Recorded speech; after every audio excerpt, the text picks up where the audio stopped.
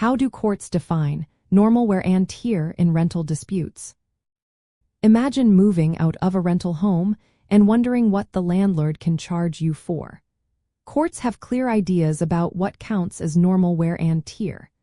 They see it as the natural aging process of a property from regular use over time.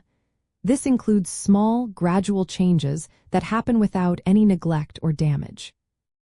For example, paint that fades or peels slightly, tiny scuff marks on walls from furniture, or carpets that become worn out in high-traffic areas are typical examples.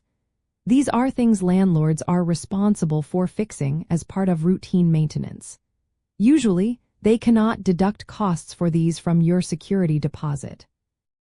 On the other hand, damage caused by neglect or abuse is not considered normal wear and tear. If you have large holes in the walls, broken windows, stained or burnt carpets, or missing fixtures, these are seen as tenant responsibility. Such damage is beyond the expected aging process and can justify deductions from your security deposit. Courts look at the difference between what the property looked like when you moved in and when you moved out.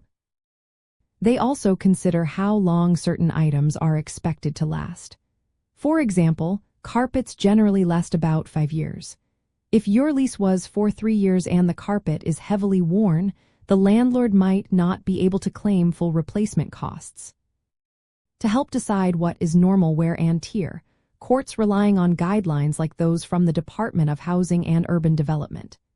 These guidelines give specific examples and life expectancy estimates for things like paint, flooring, and appliances.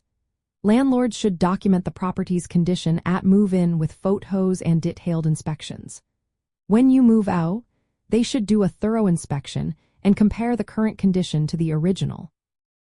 This process helps determine what damage is beyond normal wear and tear.